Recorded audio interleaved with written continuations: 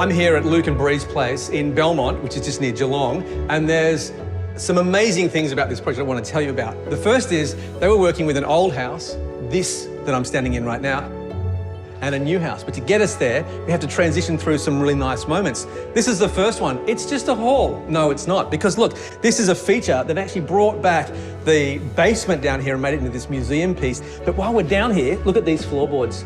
These are the original floorboards from the 1864 house. These are 160 years old.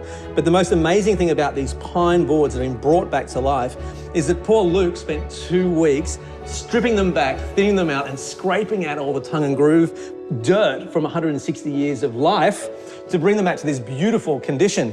They've got some marks in them which show their wear and tear, but in doing this, they've got the character, the history of the old place, and they've saved themselves somewhere between $30,000 and $40,000. Yes, that's good. The next thing is Bree's moment. She loves this space, and it's the kind of storage space we'd all love to have. This is the mud room, the wet room, the storage, the linen, it's all of that sort of crammed into one. But this is a little kind of gasket, if you like, between the old and the new, which has been brought into this most useful of spaces. So a clever use of a really tight space. The next one is another little gap here.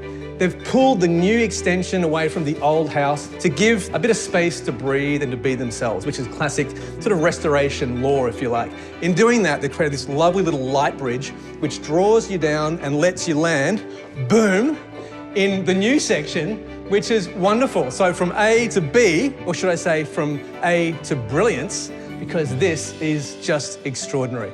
So some lovely little tips that have happened in this little house here, not little, this gorgeous house here, that we could all learn from.